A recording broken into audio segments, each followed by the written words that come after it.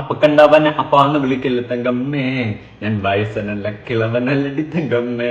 എല്ലാവർക്കും നമസ്കാരം. ഇന്നലെ തന്നെ ഞാൻ ഒരു ഡാൻസ് പ്രസന്റ് ചെയ്തിട്ടുണ്ടായിരുന്നു. നിങ്ങൾ എല്ലാവരും പറഞ്ഞു അതിൽ ഇനിയും കളിക്കണം. കുറെ പേരൊക്കെ ചിരിക്കുന്നുണ്ട്, കുറെ പേരൊക്കെ എന്തുവാടാ നീ ഊളത്തരം കാണിക്കുന്നുണ്ട്. എല്ലാം ഞാൻ അക്സെപ്റ്റ് ചെയ്യുന്നു. അതുപോലെ കുറച്ച് പേര് പറഞ്ഞ് അതുപോലെ അടുത്തിനി വീഡിയോ ചെയ്യുമ്പോഴേ ഡാൻസ് വേണമെന്ന്. എല്ലാ വീഡിയോയിലും തന്നെ ഡാൻസ് പ്രതീക്ഷിക്കേണ്ട. ഞാൻ വളരെ റെയറായിട്ടാണ് കളിക്കാറ്, വല്ലപ്പോഴും ഒക്കേഷണലി ആണ് ഞാൻ ഡാൻസ് കളിക്കാറ്. എന്നാലും നിങ്ങൾ ഇന്നലെ കുറച്ച് പേരൊക്കെ നിർബന്ധിച്ചത് കൊണ്ടും പേഴ്സണലി എനിക്ക് മെസ്സേജ് അയച്ചിട്ട് അടിപൊളിയായിരുന്നെന്നൊക്കെ പറഞ്ഞതുകൊണ്ട് ഞാൻ ചെറുതായിട്ട് നിങ്ങൾക്ക് വേണ്ടിയിട്ട് 2 ചുവട് കാഴ്ച വെച്ചെന്നേ ഉള്ളൂ. എൻ്റെ അരങ്ങേറ്റമൊന്നും കഴിഞ്ഞിട്ടില്ല. നിങ്ങൾ അരങ്ങേറ്റമൊക്കെ കഴിഞ്ഞ് ഞാൻ വലിയ ഡാൻസർ ആണെന്നൊന്നും വിചാരിക്കട്ടെ. ഇതങ്ങനെയല്ല. ഞാൻ എൻ്റെ ഡാൻസൊക്കെ കണ്ടാൽ തോന്നുന്നു ഞാൻ ഭരതനാട്യം, കുച്ചിപ്പുടി, ആന്ധ്രാപ്രദേശൊക്കെ കളിച്ച് പഠിച്ച് തിമിർത്ത് നടക്കുന്നതാണെന്ന്. തികച്ചും യാദൃച്ഛികം മാത്രം എൻ്റെ ഒരു ഡാൻസ് കാണുമ്പോൾ തോന്നും. പക്ഷെ നിങ്ങൾ അങ്ങനെ വിചാരിക്കേണ്ട, ഞാൻ അരങ്ങേറ്റമൊന്നും കഴിഞ്ഞിട്ടില്ല. വേണ്ടെന്ന് വെച്ചാണ്. കാരണം ഞാനിനി കയറി കഴിഞ്ഞ് ഇപ്പോഴും വലിയ വലിയ ടോപ്പ് ലെവലിലൊക്കെ നിൽക്കുന്നവരുടെയൊക്കെ ഡാൻസൊക്കെ കൊഴിഞ്ഞു പോകും. എന്തിന് രനാസുനെ പോലെയുള്ള അങ്ങനത്തെ ആൾക്കാരുടെയൊക്കെ. അതുകൊണ്ട് വേണ്ടെന്ന് വെച്ചിട്ടാണ്. എന്തായാലും ഡാൻസ് ഇഷ്ടപ്പെട്ട ഒരു വീഡിയോ ലൈക്ക് ചെയ്യുക, ചാനൽ സബ്സ്ക്രൈബ് ചെയ്യുക, ഹൈപ്പ് കൊടുക്കുക, എന്തെങ്കിലുമൊക്കെ ചെയ്യുക. സുഖമല്ല എല്ലാവർക്കും? സുഖമാണ്. എനിക്ക് കുഴപ്പമില്ല, അങ്ങനെ പോകണം. പനിയൊക്കെ ആയിരുന്നു, മാറി തിരിഞ്ഞൊക്കെ പോകുന്നു. അതുകൊണ്ട് എൻ്റെ ഒരു ഡാൻസ് ഒക്കെ കളിച്ച് ആരംഭിക്കാമെന്ന് വിചാരിച്ചു. ഇനി പ്രതീക്ഷിക്കേണ്ട, ഇനി എൻ്റെ ആരും ചോദിക്കേണ്ട. ഇനി ചിലപ്പോൾ അടുത്ത് വല്ല ഏതെങ്കിലും വിഷുവോ ക്രിസ്മസോ ഓണോ ദീപാവലിയോ റംസാനൊക്കെ വരുമ്പോൾ ഞാൻ കളിക്കാം. ഓക്കെ, അപ്പോൾ നമുക്കൊരു അരുവി തുടങ്ങാം. നെഗറ്റീവ് കമന്റുകൾ വേണ്ട തങ്കമ്മേ. കലവം മണി പാട്ടിന് രേണു സുധിയുടെ ഡാൻസ് കമന്റ് ബോക്സ് പൂട്ടാൻ കാരണം ഇതാണ്. കാരണം ഒന്നും പ്രത്യേകിച്ചില്ല. നാട്ടുകാരുടെ പൂരത്തെറിവിളിയും ഇവളുടെ അപരാധങ്ങൾ കാണുമ്പോൾ നാട്ടുകാരുടെ ഒരു പ്രസൻസിലുള്ള ഒരു തെറിവിളിയൊക്കെ കണ്ടപ്പോൾ കമന്റ് ബോക്സ് പൂട്ടിയതാണ്. പൂട്ടിയില്ലെങ്കിൽ പിന്നെ അടിച്ചണ്ണാക്കി കൊടുത്തു വിടും നാട്ടുകാർ. അതിനുശേഷമാണ് പൂട്ടിയത്. വേറെ പേടിക്കാനൊന്നുമില്ല, താങ്ങാൻ പറ്റുന്നില്ല. അമ്മാതിരി നെഗറ്റീവാണ്. പൂരത്തെറിവിളി എന്ന് വെച്ച് കഴിഞ്ഞാൽ എന്തിട്ടാലും പൂരത്തെറിവിളി. പിന്നെ വേറെ വഴിയില്ലാതായപ്പോൾ പൂട്ടിയതാണ്. അങ്ങനെ കമന്റ് ബോക്സ് പൂട്ടിയതാണ്. വേറെ ഒന്നും വിചാരിക്കേണ്ട സുഹൃത്തുക്കളെ. ഓക്കെ, ഇനി ഇതിലൊരു ഹൈലൈറ്റ് സാധനമുണ്ട്. അതായത് ഒരു വോയിസ് ക്ലിപ്പാണ്, ഞാനത് കൊടുക്കാം. പിന്നെ ഈ കരിഷ്മ, ഇവളുടെ മാനേജറിനെ പറ്റിയിട്ടും എൻ്റെ അടുത്ത് പേഴ്സണലി ഒരാൾ സംസാരിച്ചിട്ടുണ്ട്. കുറച്ച് കാര്യം പറഞ്ഞോളൂ, ഞാൻ ബാക്കി കേൾക്കാൻ നിന്നില്ല. ബാക്കി ഇനി കഥ കേൾക്കാൻ നിന്നിട്ട് വേണം അതിനെ പറ്റിയിട്ടൊന്ന് ആലോചിക്കാൻ. അതായത് അവർ അത്ര നല്ല ഒരു ഞാൻ പറയുന്നില്ല, തുപ്പി കാണിക്കാം. കരിഷ്മ കാണുകയാണെങ്കിൽ അറിഞ്ഞേക്കും, അത്രേ ഉള്ളൂ. ഇനി രണ്ടുപേരും കൂടി വേറെ എന്തോ ഒരു പുതിയ സംഭവം ഇറക്കിയിട്ടുണ്ട്. ഇവള് മാത്രമല്ല, രേണു സുധി, സജിന, ശ്രീതു എല്ലാം കൂടി ചേർന്നിട്ട് ഒരു ഷോർട്ട് ഫിലിം ഇറക്കിയിടേ. നമുക്ക് അതൊന്ന് റിയാക്ട് ചെയ്തിട്ട് പോവാം. ഏത് അതിൻ്റെ trailer. Wow, team come in India. ഓ, ടോർച്ചടി. പക്ഷേ ഇപ്പൊ എന്തോ സത്യമുണ്ടെന്ന് എനിക്ക് തോന്നുന്നു. ഓ, BGM രാജേഷ് വായക്കൽ.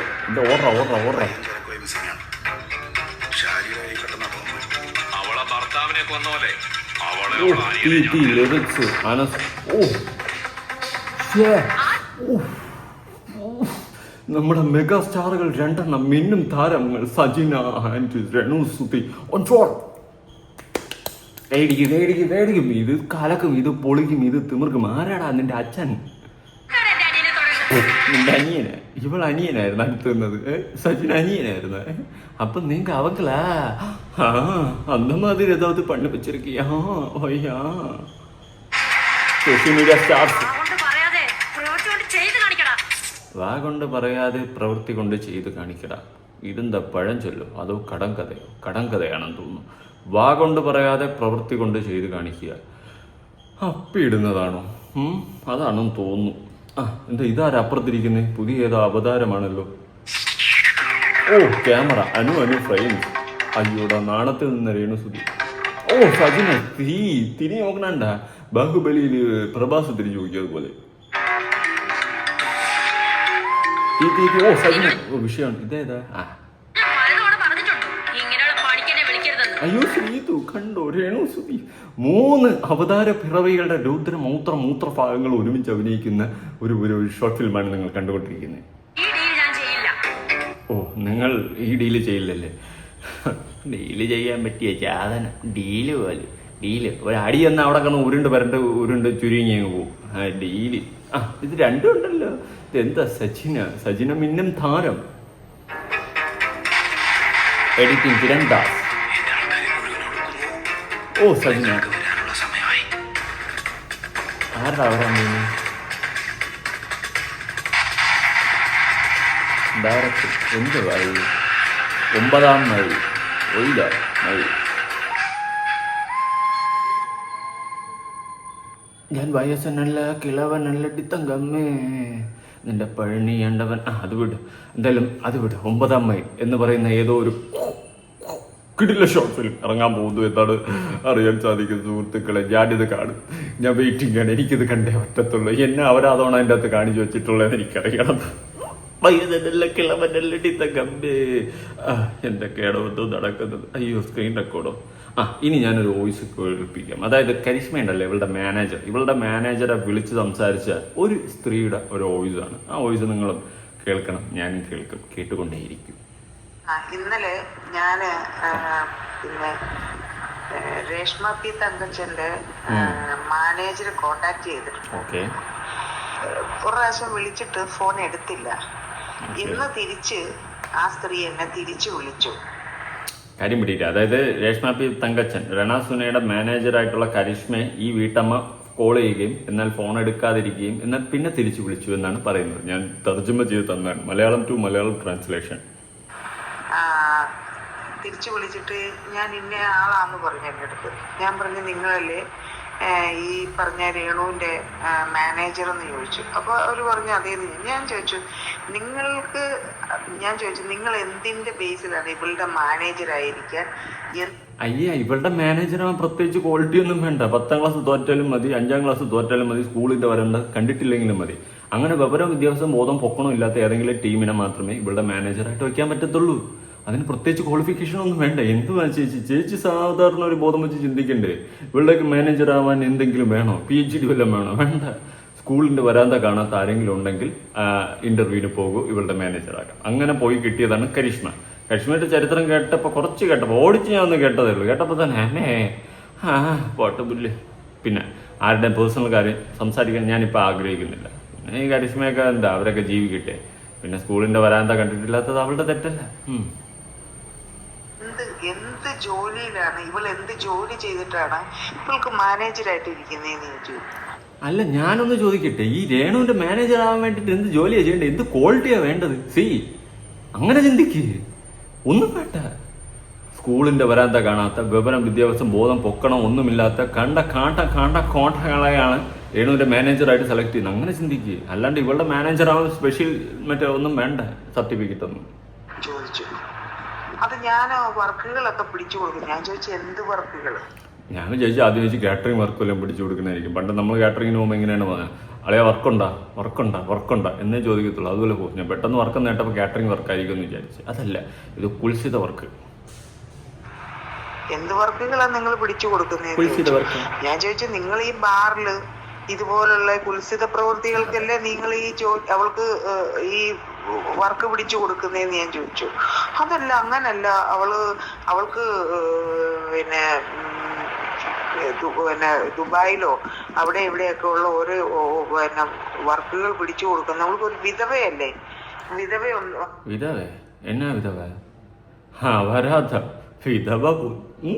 വിധവകളെ റെപ്രസെന്റ് ചെയ്ത് ബിഗ് ബോസിൽ പോയിട്ട് എന്റെ തത്തമ്മ എന്നെ സുനിയേട്ടോ കള്ളി പിടിച്ചുറക്കണതിനേക്ക് ആണ്. 2 പിള്ളേരുണ്ട്, പിള്ളേരെ വളർത്തണ്ടേ? എന്റെ പൊന്നടാവേ, ഇതെടുത്തിടരുത്. നമസ്കാരം എന്തു പറഞ്ഞാലും പിള്ളേരല്ലേ വാവേ എന്ന് പറഞ്ഞുകൊണ്ട് പിള്ളേരെ പേരെടുത്തങ്ങിടും. അതുള്ള സ്ഥിരം പരിപാടിയാണ്. ഇതൊരു വിക്ടിം കാർഡ്, ഒരു ടൈപ്പ് വിക്ടിം കാർഡാണ്. കുട്ടികളെ വെച്ച് സഹതാപം ഉണ്ടാക്കുക, കുട്ടികളുടെ പേരെടുത്തിട്ട് സഹതാപം ഉണ്ടാക്കുക, ഇതൊക്കെ ഒരു ടൈപ്പ് വിക്ടിം കാർഡാണ്. അത് മനസ്സിലാക്കേണ്ടത് നമ്മളാണ്. ഞാൻ ചോദിച്ചു, ഈ നാട്ടിലെല്ലാവരും വിധവകളുണ്ട്, ഞാനൊരു വിധവയാണ്, ഞങ്ങളാരും വിധവ എന്ന് പറയുന്ന വാക്കിനർത്ഥം ഭർത്താവ് മരിച്ചുപോയ സ്ത്രീ എന്നാണല്ലോ. അതിനുശേഷം ഭർത്താവ് മരിച്ചു പോയി കഴിഞ്ഞാൽ വേറെ കല്യാണം കഴിച്ച് ജീവിക്കുന്ന സ്ത്രീകളുണ്ട്, മാന്യമായിട്ട് ജോലി ചെയ്ത് ജീവിക്കുന്ന സ്ത്രീകളുണ്ട്, അന്തസ്സായിട്ട് ജീവിക്കുന്ന സ്ത്രീകളുണ്ട്. എന്നാൽ മരിച്ചുപോയ ഭർത്താവിനെ അടക്കം നാണം കെടുത്തിക്കൊണ്ട് അയാളുടെ ചരിത്രം വരെ കുത്തിപ്പൊക്കി അടിക്കേണ്ട ഗതികേടിലുണ്ട് എത്തിച്ച് മരിച്ചുപോയ ഒരാളെ വരെ ചീത്തപ്പേര് കേൾപ്പിച്ച ലോകത്തിൽ ആദ്യത്തെയും അവസാനത്തെയും വിധവയല്ല, ഇവള് അവതയാണ്. ഇതുപോലെ പൂക്കളും കാണിച്ചു, വയറും കാണിച്ചു, ബാറിൽ പോയി ഡാൻസും ചെയ്തു. അന്തസ്സായിട്ട് ജോലി ചെയ്താണ് മക്കളെ വളർത്തി. എനിക്കൊരു മോനുണ്ട്, മോനെ വളർത്തി പഠിപ്പിച്ചു നല്ല നിലയിലാക്കിയെന്ന് ഞാൻ പറഞ്ഞു. ഒന്നേ പറയാ, അയ്യോ അവൾ ചേച്ചി ഇപ്പൊ ചേച്ചിയെ പോലെയുള്ള മാന്യമായ സ്ത്രീകളുടെ കാര്യമാണ് പറയുന്നത്. കണ്ട അപരാധങ്ങളുടെ അല്ല ചേച്ചി പറയുന്നത്. ഇതൊക്കെ മറ്റേ നൂല് വിട്ടഴിച്ചു വിട്ട പമ്പരം പോലെ കറങ്ങി നടക്കുന്ന കാട്ടുകുയിലേ താമരക്കുയിലേ. അതിനുള്ള ഹെൽത്ത് ഭയങ്കര വീക്കാണ്, ഹെൽത്ത് ഇഷ്യൂസ് ഉണ്ട്, അങ്ങനെയാണ് ഇങ്ങനെയാണെന്നൊക്കെ എന്നോട് പറഞ്ഞു. ഞാൻ പറഞ്ഞു എന്ത് ഹെൽത്ത് ഇഷ്യൂ? വളയുടെ ആവിയില്ലെന്നായിരിക്കും പറഞ്ഞു. അതായിരിക്കും ഇവളുടെ ഹെൽത്ത് ഇഷ്യൂ. പിന്നെ കോപ്പാണ് അവൾക്ക് ഹെൽത്ത് ഇഷ്യൂ പോലും. ഇവൾക്ക് 3-4 ആണുങ്ങൾ ഇവളെ വട്ടം എടുത്തിട്ട് അങ്ങോട്ടെറിഞ്ഞു ഇങ്ങോട്ടെറിഞ്ഞു. ഈ ആണുങ്ങളുടെ ചുമലെ ചാരി നടക്കുന്നതിന്, ഈ ആണുങ്ങളുടെ കൂടെ പോയി ഫ്ലാറ്റ് ഷെയർ ചെയ്യുന്നതിനൊന്നും ഇവൾക്ക് ഒരു ഹെൽത്ത് ഇഷ്യൂ ഇല്ല. ജോലി നേരെ അത് പറ്റത്തില്ല.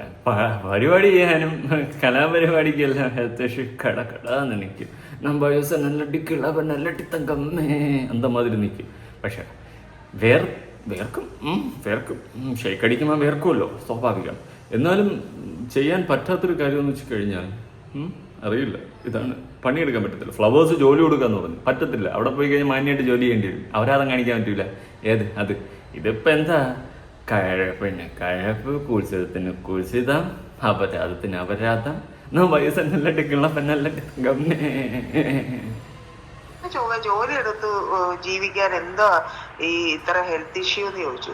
അത് ആകെ ഒരു ചെറിയൊരു 8ാം ക്ലാസ്സിലോ 9ാം ക്ലാസ്സിലോ പഠിക്കുന്ന ഒരു പെണ്ണിന്റെ അത്ര, അതിന് ശരീരവും ഇല്ല, ഒന്നുമില്ല. ഞാൻ ചോദിച്ചു ശരീരമില്ല, ഒന്നുമില്ല. അതും ഇതും തമ്മിൽ എന്താ ബന്ധം?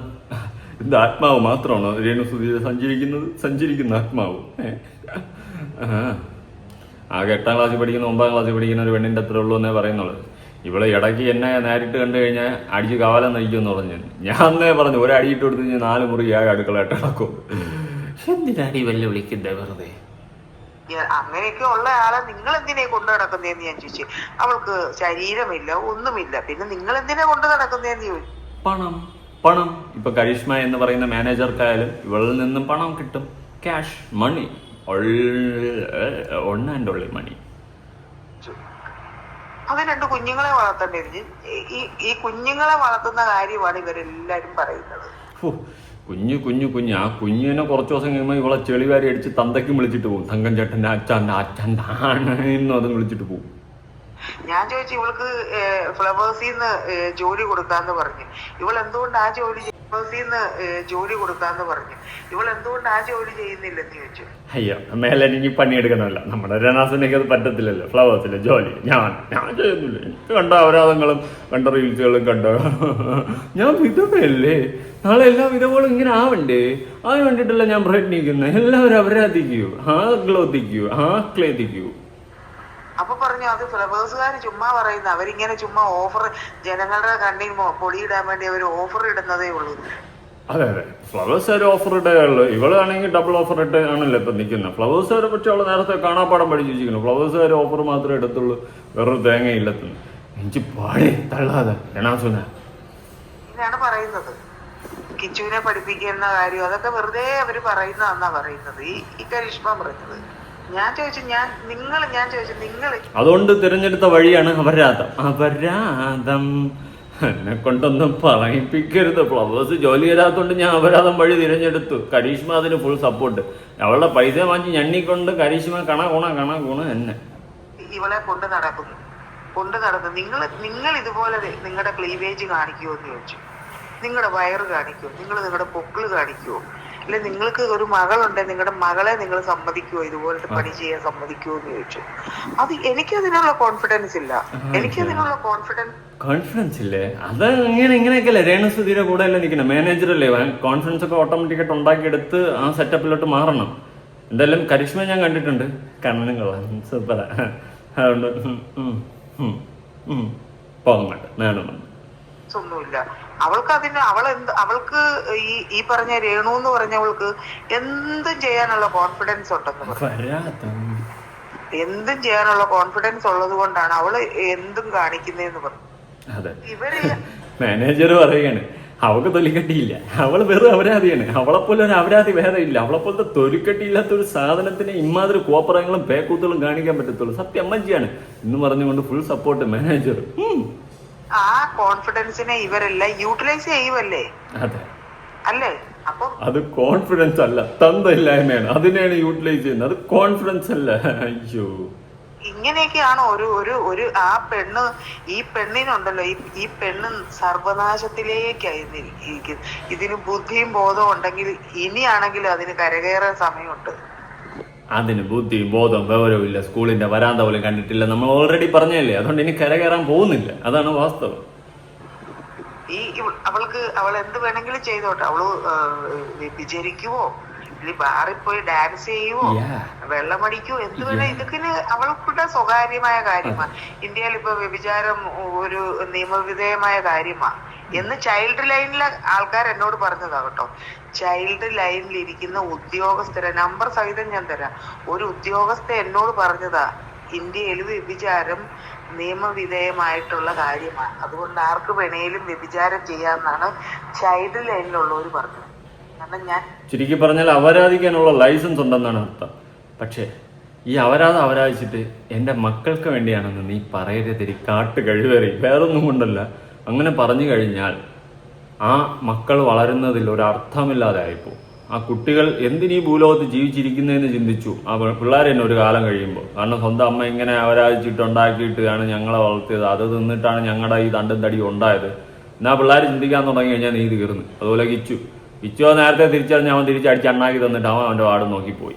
ഇനി ഋതപ്പനും കൂടിയേ ഉള്ളൂ. ചൈൽഡ് ലൈനിൽ പരാതി ഇവൾക്കെതിരെ കൊടുത്തിരുന്നു. ഇവൾക്കെതിരെ ഞാൻ ചൈൽഡ് ലൈനിൽ പരാതി കൊടുത്തിട്ടുണ്ട്, കസ്റ്റംസ് ഇന്റലിജൻസി കൊടുത്തിട്ടുണ്ട്, ഓറൽ കംപ്ലൈന്റ് തൃക്കോടിത്താനം പോലീസ് സ്റ്റേഷനിൽ കൊടുത്തിട്ടുണ്ട്. ആ പോലീസ് സ്റ്റേഷനായിട്ട് എനിക്ക് നല്ല ബന്ധം ഉണ്ടായിരുന്നു. എന്ത് ചെയ്യാൻ, വളരെയധികം സബലമീ ജീവിതം തൃക്കൊടിത്താനം. കോട്ടയം സൈബർ സെല്ലിൽ കൊടുത്തിട്ടുണ്ട്. ഇതൊക്കെ നമ്മൾ വിളിച്ചു ചോദിക്കുമ്പോ എല്ലാം അന്വേഷിച്ചോണ്ടിരിക്കുക. ഇവളുടെ വീഡിയോസ് കാര്യങ്ങളെല്ലാം നോക്കി അന്വേഷിച്ചോണ്ടിരിക്കുക എന്നാ പറയുന്നത്. ചൈൽഡ് ലൈൻകാർ പറഞ്ഞിരിക്കുന്നത് എന്തായാലും ഈ കാര്യം അന്വേഷിക്കും. അന്വേഷിച്ച് ഇവൾക്ക് കുട്ടിയുടെ കാര്യത്തിൽ ഞാൻ പറഞ്ഞ ആ കുട്ടിക്ക് ഇവള് കുട്ടിയെ നോക്കുന്നില്ല. 24 മണിക്കൂർ കുട്ടി മൊബൈലിൽ അഡിക്റ്റ് ആണ്. പിന്നെ ഈ കുട്ടിയുടെ കാര്യവും പറഞ്ഞാണ് ഇവള് നാട് നീളെ കൊച്ചിനെ നോക്കാതെ നാട് നീളെ നടക്കുന്നേന്ന് പറഞ്ഞു. അങ്ങനെ അവരെ അന്വേഷിക്കാന്ന് പറഞ്ഞിട്ടുണ്ട്. പക്ഷെ അവര് പറയുന്നത് ഒരു സർക്കാർ ഉദ്യോഗസ്ഥയായ ഒരു സ്ത്രീ പറയാമോ വ്യഭിചാരം ഇന്ത്യയിൽ നിയമവിധേയമാണെന്നോ? ഇതൊക്കെയാണോ? അതെ അതെ, നമുക്കൊന്നും പറയാൻ പറ്റത്തില്ല. എന്തെങ്കിലുമൊക്കെ കാട്ടിക്കൂട്ടിട്ട് നമ്മളൊരു ഓഫീസിൽ വിളിച്ച് ചോദിക്കുമ്പോൾ വിചാരം ഇവിടെ നിയമവിരുദ്ധമൊന്നുമല്ല, നിയമപരമായിട്ട് നമുക്ക് ചെയ്യാൻ പറ്റുന്നൊരു കാര്യമാണ്, ചെയ്യട്ടെ എന്ന് പറഞ്ഞ് രണാസുനെങ്കിൽ സപ്പോർട്ടാടേ. കലികാലം. ഇവരെന്താ എന്തോ ഇതൊക്കെ ഈ ഉദ്ദേശിക്കണേന്ന് എനിക്ക് മനസ്സിലാവുന്നില്ല. പിന്നെ അങ്ങനെ പിന്നെ വ്യഭിചാരത്തിന് എന്തിനാ ഇവര് പോലീസുകാർ കേസെടുക്കുന്നു? ഓരോരുത്തരെയും എവിടെയെങ്കിലും ഒക്കെ ഇട്ട് പിടിക്കപ്പെട്ടു കഴിയുമ്പോ വ്യഭിചാരത്തിന് കേസെടുക്കുന്ന എന്തിനാ? എങ്കിൽ ഇവൾക്ക് തൊഴിലാളിയാന്നുള്ള കാർഡ് കൊടുക്കട്ടെ, ഈ രേണുവിന് കാർഡ് കൊടുക്കട്ടെ. എന്നിട്ട് ഇവൾ എന്ത് വേണമെങ്കിലും അർമാദിക്കട്ടെ. ഇവളെന്തിനാ ഈ സോഷ്യൽ മീഡിയയിൽ വന്ന് ഈ മാതിരി കോപ്രായങ്ങൾ മുഴുവൻ കാണിക്കുന്ന എന്ത് കാര്യത്തിനാ? അത് പിന്നെ അങ്ങനെയൊക്കെ ചോദിച്ചു കഴിഞ്ഞാൽ എന്ത് പറയാൻ ചേച്ചി? അപരാധം അല്ലാണ്ടൊന്നുമില്ല. ഇത് നിർത്തിക്കും. കുറച്ച് നമ്മൾ പണിപ്പെടണം, കുറച്ച് നമ്മൾ ഓടി നടക്കണം, ഇതിന്റെ പിന്നാലെ നടക്കണം. ഫേസ്ബുക്ക് പോയത് കണ്ടില്ലേ? അയ്യോ ആരോ അടിച്ചു കളഞ്ഞു പാവം. അവൾക്ക് അവിടെ സ്വകാര്യതയുണ്ട്. ഈ സോഷ്യൽ മീഡിയ 8-10 ചാനലുകാരുണ്ട്. അതിലൊരു ചാനലുകാരിൽ ഒരുത്തീനെ ഞാൻ വിളിച്ചിട്ട് അവളോട് ഞാൻ ചോദിച്ചു, നിനക്കൊന്നും ഒരു പണിയില്ലേന്ന് ഞാൻ ചോദിച്ചു. ഞങ്ങൾക്ക് റീച്ചല്ലേ വേണ്ടത്? അവള് പറഞ്ഞ അതാ, എല്ലാവർക്കും റീച്ചാണ് വേണ്ടത്. ആ പെണ്ണിന്റെ ഭാവി എന്നാ? ആ പെണ്ണിനെ ഒരു ബുദ്ധി പറഞ്ഞു കൊടുക്കാൻ ആരുമില്ല. അതിനൊരു നല്ല ബുദ്ധി പറഞ്ഞു കൊടുക്കാനായിട്ട്. ബുദ്ധി ഇല്ലാത്തതിനെ നമുക്ക് ബുദ്ധി പറഞ്ഞു കൊടുക്കാൻ പറ്റത്തില്ല. ഇവളെന്തോ വിചാരിക്കുകയാണ് ഇപ്പൊ അവള് വലിയ സംഭവമാണെന്നൊക്കെ. ഒന്നുമല്ല. ഇപ്പൊ കുറച്ച് മീഡിയക്കാരൊക്കെ കയറങ്ങി നടന്ന് ഇവളെ വെച്ച് മുതലാക്കുകയാണ്. ഇവളുടെ മാനേജർ അടക്കം ഇവളെ മുതലാക്കിക്കൊണ്ടിരിക്കുകയാണ്. കുറച്ചുകൂടെയൊക്കെ കഴിയുമ്പോൾ ഇതൊക്കെ തിരിച്ചറിയാൻ ചിലപ്പോൾ തുടങ്ങും. ഇപ്പം മറ്റേ പണം കാണുന്നതിന്റെ കുന്തളിപ്പില് സ്വന്തം ജീവിതം തൊലച്ചുകൊണ്ട് വേറെ പലരെയും വളർത്തിക്കൊണ്ടിരിക്കുകയാണ്. അതാണ് ഇവള് ചെയ്യുന്നത്. സ്വയം നശിച്ചുകൊണ്ടാണ് വേറെ പലരെയും വളർത്തുന്നത്. കുറച്ച് കഴിയുമ്പോൾ മനസ്സിലാവും. ഈ പറഞ്ഞത് ചിന്നക്കട അല്ലെങ്കിൽ ഈ പറഞ്ഞ ശ്രീതുവോ ഇങ്ങനെയുള്ള ആരും ബുദ്ധി പറഞ്ഞു കൊടുക്കാനില്ല, നന്മ പറഞ്ഞു കൊടുക്കാൻ ആരുമില്ല. എല്ലാവർക്കും അവളുടെ പൈസ മതി. ഞാൻ പറഞ്ഞു, ഞാനത് നമ്മള് അതാത് അതോറിറ്റി, ഇനി ഇവളുടെ പോക്കും വരവും ഒക്കെ പോലീസുകാര് അല്ലെങ്കിൽ പോലീസുകാരെന്നല്ല എയർപോർട്ടിൽ ഉദ്യോഗസ്ഥരും എല്ലാവരും ചെക്ക് ചെയ്താണ് എനിക്ക് ഇനി അവള് അവിടെ വരവും പോക്കും ഒക്കെ. ഇവള് പണ്ടത്തെ പോലെ സ്വർണ്ണ ഇവിടെ കൊണ്ടുവന്ന് ചെടുത്തി മേടിച്ചു തന്നാന്നും അനിയത്തി മേടിച്ചു തന്നാന്നൊന്നും പറയാൻ പറ്റത്തില്ല. 1 പവൻ കൊണ്ടുവന്നാലും അത് ഇട്ടോണ്ട് പോകുന്നു, അല്ലാതെ ഇങ്ങോട്ട് തിരിച്ച് പുതിയത് ഇട്ടോണ്ട് വന്നാൽ അതിന് ചോദ്യമുണ്ടാവും. നമുക്ക് കാണാം എത്രത്തോളം ഇവളിങ്ങനെ പോകുമെന്ന് അറിയണം. നാട്ടുകാരെ എല്ലാവരും വെല്ലുവിളിച്ച് ഇവൾ എത്രത്തോളം പോകുന്നു നമുക്ക് നോക്കാം. ഈ സ്വർണത്തിന്റെ കേസ് സീരിയസ്ലി ഇത് കടത്തുന്നുണ്ടെങ്കിൽ ഇവളെ വെച്ച് യൂസ് ചെയ്യുന്നതേ ഞാൻ പറയത്തുള്ളൂ. ഇതിനല്ലാതെ സ്വന്തമായിട്ട് ബുദ്ധിയും ബോധം വിവരമൊന്നും ഇല്ല. അതാണ് ഞാൻ മനസ്സിലാക്കിയ കാര്യങ്ങൾ. എന്തായാലും ഈ ഒരു വിഷയവുമായി ബന്ധപ്പെട്ട് നിങ്ങളുടെ അഭിപ്രായങ്ങൾ താഴെ കാണണ്ടേ. എനിക്ക് കൂടുതലും ചോദിക്കാമല്ലോ. പുതിയൊരു വീഡിയോ കാണാം. ബൈ.